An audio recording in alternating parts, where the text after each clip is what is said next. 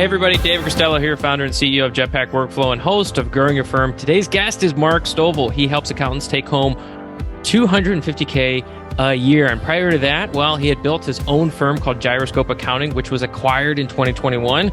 We're going to talk about that journey. We're going to talk about what he learned, what did he do differently, and then we're going to talk a bit about what he's doing now with his coaching clients.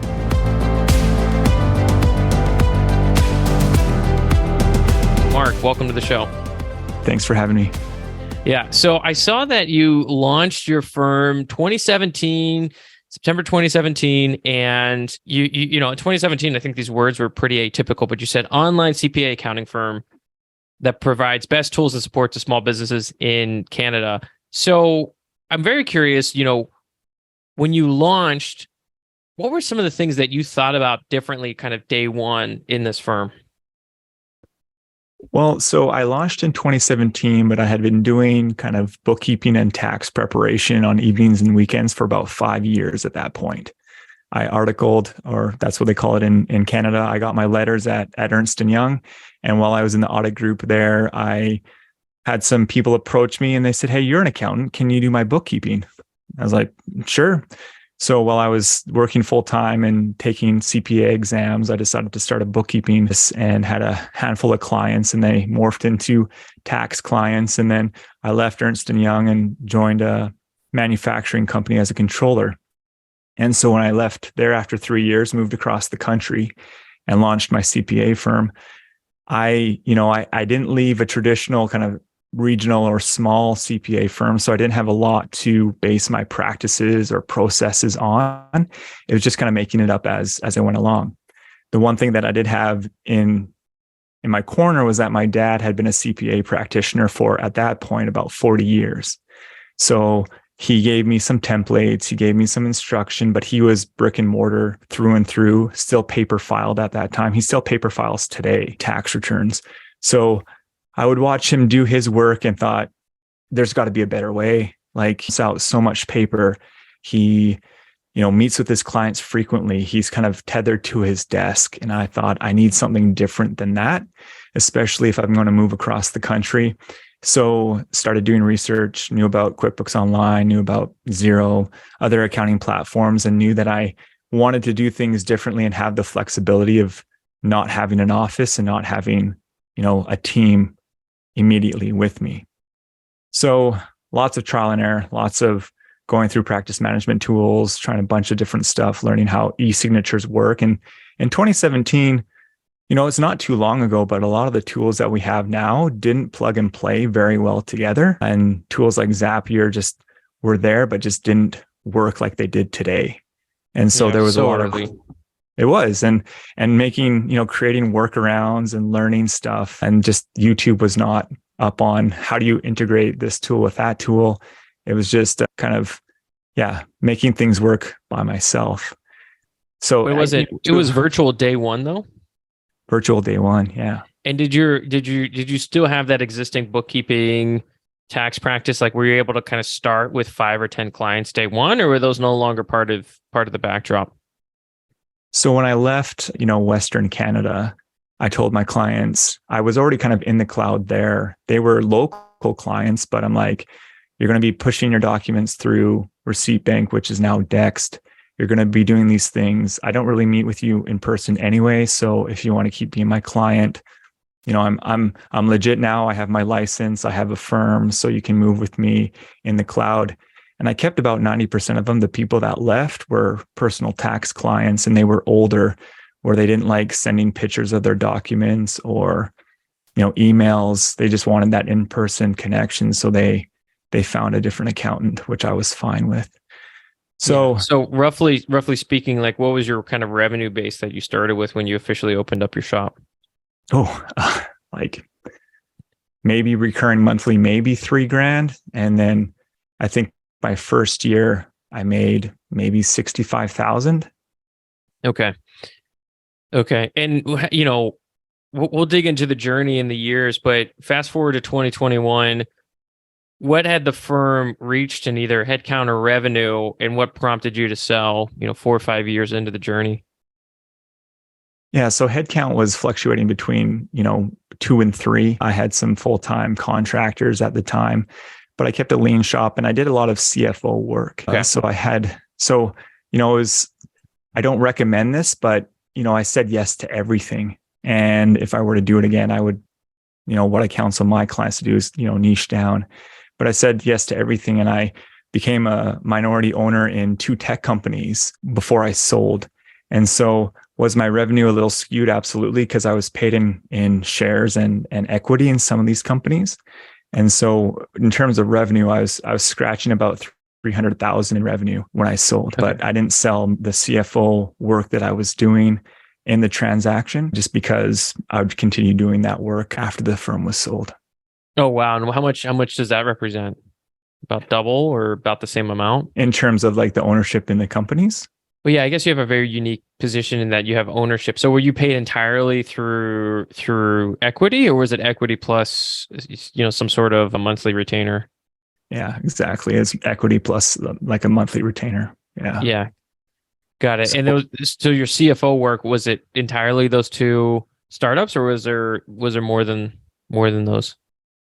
yeah, there was another one. There was a property management company now that I'm still involved in and part owner of. Yeah, so it's kind of hard like comparing apple to apples. Like it was a blessing and a curse to be able to learn technology quickly and do multiple things, but you can't really build a team around that because you find team members that aren't as multifaceted as the owners usually are.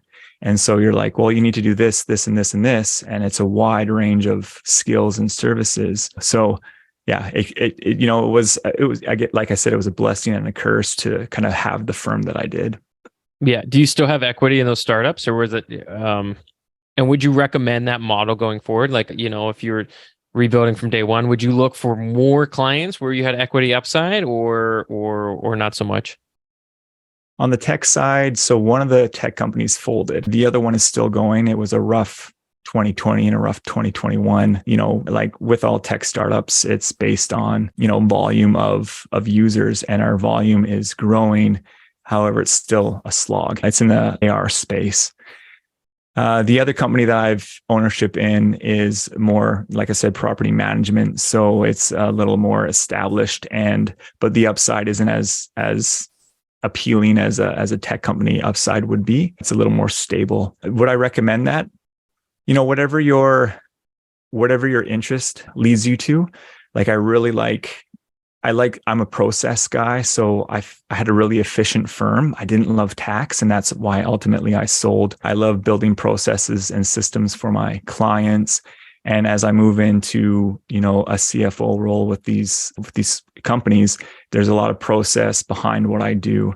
So we do talk strategy, and then I get really granular with the finance teams to say, okay, how do we make this work efficiently so we can crank out the reporting that we need, so we can do the projections that we want. So it depends. Like the typical accountant that went to school and they are, focused on cranking out tax returns for the duration of their career, may stay away from kind of high level advisory CFO level work because there is tax advisory work, but some companies not going to bring you on as a full-time tax advisor unless they're into the M&A space or there's massive growth going on in their company.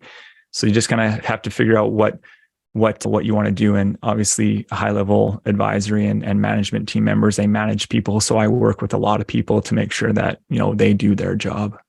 Yeah, got it. And so I think I understand the value of, having the equity in tech. It either goes 100x or it goes zero. You kind of maybe build a little portfolio of these, and 1 out of 10 might be a home run. I guess help me understand the dynamics of the property management equity. Do you then get a portion of profits, or is the property management concept where like, okay, we're gonna flip this in 5 years or 10 years, and we're building a portfolio to sell? Like, I guess it seems materially different in some ways to tech, but I'm wondering, is that true? Or like, are you getting profit to dividends, or are you gonna flip this bundle of units managed in 5 or 10 years? Yeah, the arrangement that I have with the property management company is an earn out situation. So I need to be with the company for another 2 years to maximize my holdings in the company. And so the plan is to potentially, sell the company in short to midterm. And then I would enjoy the percentage that I own times the valuation that it's sold at.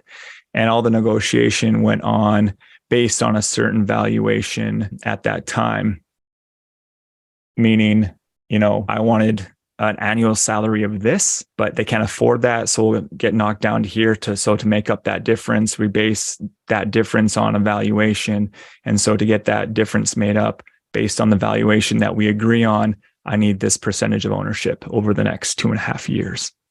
Yeah, very cool. Yeah, and it makes a lot of sense. So I guess you would discover that potential opportunity, because I think many people would be like, well, they can't afford me. Maybe they can afford somebody else. Nice talking to you. Best of luck. But it sounds like somewhere in your discovery process, you kind of understood that there was a model here where they were going to sell at a certain point, at a certain valuation, and then you're able to negotiate the percentage in equity, which I think is really unique. Yeah. And, they were my client when I had my firm. So I was, I actually predated some of the owners of the company right now. I was their CPA when they opened their doors.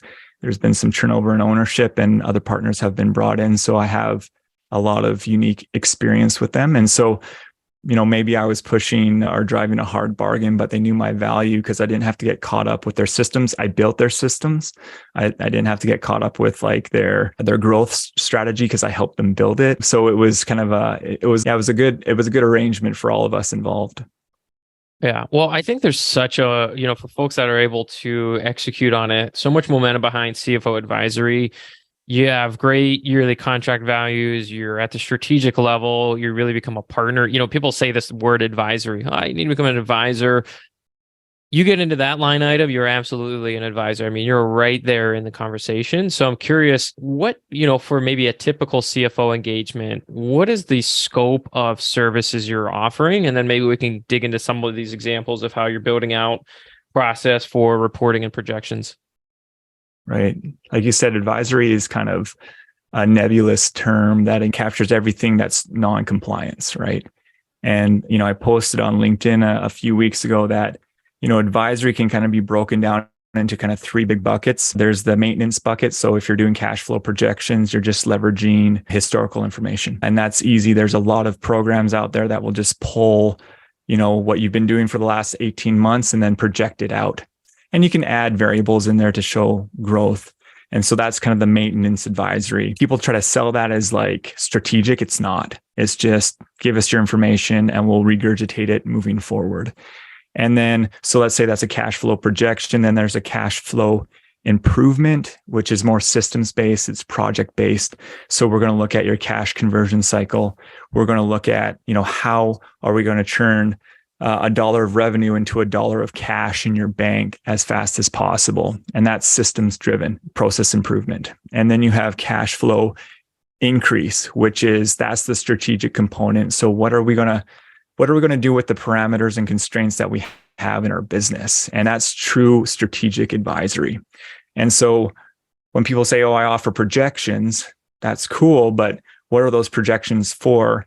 And if it's not maintained really well, those projections are going to fall out of alignment with your actual operations quite quickly. And so I never liked doing cash flow projections because it was a lot of work for not a lot of value for the client. And if they're not getting value and the amount of work to keep them up to date, you can't charge a lot for that.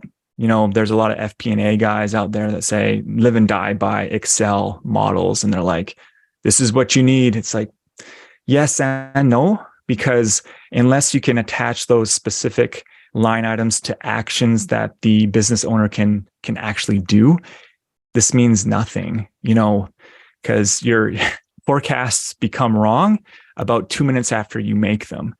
But if you can attach them to, your salespeople convert at this level, and they make, they contact this many people, and you can arrive at a conversion rate and a sales rate and all those things. Those are great. Those, focus on that projection instead of, okay, what is your what's your labor going to look like in 15 years or whatever it may be. I'm kind of being a little flippant here. The example of, is that a clear example where, okay, you have the projections, but the projections are full of assumptions. And so a great example would be marketing and sales pipeline. So if you're working with a client, they have a sales team, well, there's certain assumptions for sales cycle, average deal price, conversion rate. That assumption might be built on the lead pipeline and what's being delivered to them. There's kind of inventory management and what do they have to hold or purchase. And so when you're talking about these improvements, like you have the model with all these assumptions, but are you sitting down with the owners saying like, okay, let's update the actuals when you pull in this quarter's conversion data, or I guess what level of collaboration do you then step in and say, hey, look, the sales cycle here seems to be the real impediment for growth. I guess how does that strategic relationship work between the rest of the C-level folks or the owners, and then how proactive are you being as a discussion? Do they usually have ideas that you then validate? How does that transaction usually work? Yeah, so for that maintenance side of things, if you're just looking at actuals versus projected results, you can definitely poke holes in the assumptions, and you brought assumptions up perfectly. Like there's assumptions built on assumptions in a lot of models. And that's how they become inaccurate so quickly. But coming back and showing the actuals versus the projections and say like, okay, what were the assumptions that we got right? And what were the assumptions that we got wrong? And why did we get them wrong? We learn more from what we got wrong than we do right.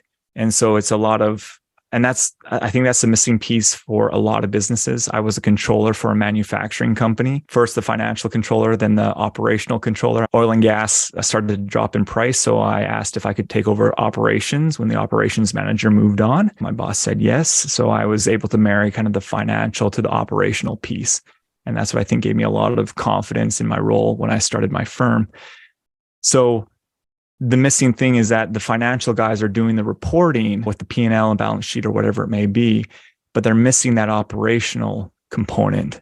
And so the assumptions that you're talking about, the assumptions are those operations, whether it's selling and marketing, whether it's, cost of sales, like let's marry the financial information to the actual operations. And so we can make that connection. And so I emphasize a lot when I'm when I'm advising my clients, like if you're moving into the advisory space, you got to become an expert in that space, because anyone can throw up general financial ratios, whether it be the quick ratio, servicing ratio. Those are important, but they're super general. So let's focus on one or two industries and go deep, learn about operations, learn about the sales process, like the things that actually impact the business other than the general financial information. And then that's when you can start adding value, when you marry that financial piece to the operational piece. Yeah. And to give an example, so with some of the people that you coach, what have you seen, or even in your current client base, whatever we want to take this, what have you seen as maybe the range of prices you can bring to market to become a real CFO advisor? What does that typically look like? And if it's a broad range, that's fine too. And then maybe we'll dig into a bit of the fulfillment. But I'm curious from because you come from tax and bookkeeping, there's a certain market threshold where you're, maybe, somewhere in maybe low to mid four figures. It feels like it caps out pretty quickly. Whereas CFO, I feel like it can escalate pretty quickly. Obviously, there's a lot of work to be done. So what have you seen in terms of pricing power or leverage when you bring services like this to the market? Yeah, so I advise my clients that if you start with compliance services and try to move up to advisory, it's a really hard sell because they kind of lock you in as the tax preparer. And so I say, start your conversation at that advisory level. And if you move down to compliance, that's fine if that's where you want to play. So advisory can be, 5 to 10 times the annual revenue of a compliance engagement. But that also depends on the size of the client and their appetite for growth, as well as their understanding of what a financial person can bring to the table. And that's an educational process. I had a smaller marketing client. We first met and she was asking me, basic, simple questions about sales tax. And 3 years later, she was scratching $500,000 in revenue. And when I sold my firm, our conversations, I did all her compliance, but our conversations once a month were, let's look at your gross margin. Let's look at your inputs. Let's look at your marketing. And she was using vocabulary like, hey, my gross margin for this month was X because of this, this, and this. And I could kind of see the beginning to the end in terms of her growth as a business owner, not only like a web developer or a marketing specialist, but now she was a true business owner because she had moved away from the being entrenched in operations to making strategic financial decisions based on that information. So, 5 to 10 times what compliance would be. For her, for that instance, compliance was $350 a month. Like processes were tight. And then the advisory piece was $600 a month. And again, this is a small client, but there was that relationship and that trust that I had built over a couple of years. So, and again, now she was $500,000 in revenue. She had shrunk a little bit during COVID and there was a falling out with a partner, but she was still willing to pay for that advisory piece, even though she didn't have that revenue that she was at when we had started that advisory relationship. Yeah, well, we're curious. So being at kind of maybe the small end of the spectrum of maybe typical clients, what did you offer, and then how did you kind of control? Because a lot of things you mentioned, they could be very time consuming. So for somebody that's maybe just diving into CFO, hiring somebody to be their kind of fractional or advisory CFO, what did that range of service look like? You mentioned there's like a monthly call. Was that essentially what she was paying for? Was like a monthly call where you would bring some light to some of the issues and then she would kind of bounce ideas off of you, or what did that look like? Absolutely. It was like, hey, here are your results. And we're doing the basic. We never looked at a P&L. I stopped doing that about 2 years into my firm because we'd present the financial statements and then they would scratch their head and they'd say, well, what is a prepaid expense and why is it sitting in, as a current asset? And, why is my rent fluctuating or why are my utility? Like it was just pointless. There was just explaining structure instead of how to move forward. So we'd focus on, three main buckets. Number one, marketing and selling. Number two, cost of fulfillment or delivery. And then the administrative costs, and everything kind of fits squarely into those three buckets, in my opinion. Some people might disagree with me, but like, okay, how are you driving revenue? How are you delivering your service or product? And then what's the supportive structure around all of that? And, you can kind of chalk up administrative costs as a fixed expense, meaning, if it's within a range dollar amount, then you're good. You want your cost of sales to be a percentage of your sales. And so you can kind of track that kind of high level quickly. And then your marketing and selling, you want to look at, ROI, new initiatives, what are you doing to drive sales?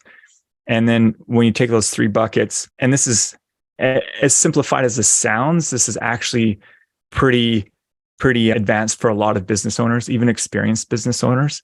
And so when you are sitting in the fractional CFO position, you want to focus on those three buckets. And with this one client, we had one call a month. There are other clients that we would talk every week. And then most of the conversations were based around one of those buckets. So, what's the marketing initiative for this month or this week, and what's the return on investment that we're tracking? How can we better track those investments? And then I'm just thinking, with the tech company, we talked marketing almost every week because, the tech was built. There was just some polish and refinement going on, but they needed to grow their user base. So we talked marketing every single week. And in terms of service delivery, I'm not a technical guy. I'm not a dev by any means. So I didn't have too much input there, but there was understanding, okay, how much does our server cost to deliver what we want to deliver? And is our pricing sufficient to not only cover our cost of acquisition, but also the actual cost of the server and all the infrastructure that goes around it? Yeah. So you can have some clients we're talking every week, and that can be $2,500 a month, or you're talking once a month for the smaller clients, and that could be, $5,000 to $1,000 a month. The nice thing is if you have that in conjunction with the compliance work, you can put in more detailed bookkeeping parameters, meaning let's create some segmented information. So we're not just looking at the entirety of the business all in one snapshot. Let's kind of break it down and do some managerial accounting, because there's a lot of value in that. And I think most CPAs don't recognize that because we kind of went through either like the audit or tax trail, and we're kind of focused on those two things. And managerial CMA work was kind of beneath us, but that's where businesses grow. Yeah. Well, Mark, final question or so. I know you're also involved in Firm Nexus. So walk us through. Obviously, you're doing some work still in the fractional CFO arena. At a high level, what are you doing from a kind of coaching perspective? What does that look like? And then for folks listening, we'll give you a way for reach out to and connect to Mark. Right. So I work with smaller firms between 1 to 3 partners that are looking to work on their, team, tech, and trajectory. And I say trajectory because it's what we're doing now, what you're doing now in your firm is going to really impact what you do later on because of the recurring nature of our client base. Meaning you can't change your services one day to the next easily because the service base that you have, the client base that you have has probably been with you for a while and they're expecting a similar service moving forward. So it's hard to make changes. But with my clients, I say, okay, what do you want in 5 years? And what you're building now, is that going to get you there? And most accountants have never spent the time to kind of sit back and look at, well, where's my trajectory going to land if I continue saying yes to all types of clients, doing all types of work. And then obviously working with teams. I managed 17 people at one time as a controller, is helping accountants who have never managed people before, setting up systems to help create more approachable environments in the CPA space. Right now, there's a lot of toxicity in there right now, at least in the older firms. And that gets a lot of coverage in some circles on LinkedIn and whatnot, the lack of engagement and whatever it may be. And then I love talking about tech. So that's those are the 3 pillars that I focus on with the firm owners that I work with. So typically the process is we have a sit down, a trajectory call. I learn about them, where they see they might be lacking in their firm. And then we set up a program to move forward together. It's a 1-to-1 coaching arrangement where they get full access to me, templates, other tools that they can start implementing right away. Talk a lot about marketing and market position in the firm. There's a lot of opportunity right now for firms to create good content for niches and help them develop that position moving forward. Very cool. Well, Mark, if somebody wants to reach out, say thank you, learn more about what you're up to, your coaching, what is the best way for them to connect with you? Firmnexus.com or Mark Stovel on LinkedIn. Yeah, you'll find all the good stuff there. Very cool. Well, if folks can jot down all the show notes today, they'll be linked up. Your website will be linked up. A summary of today's episode will be linked up at jetpackworkflow.com/blog. That's jetpackworkflow.com/blog. If you enjoyed today's interview, drop a review. It helps us get the word out. And if you really love this interview, if Mark said something that really sparked a new concept or idea, share it with a fellow firm owner that maybe needed to hear something similar in their day. I know that's the best way to thank Mark and myself for coming on today's show and for being a part of this community. So Mark, thanks again for coming on. Thanks, David.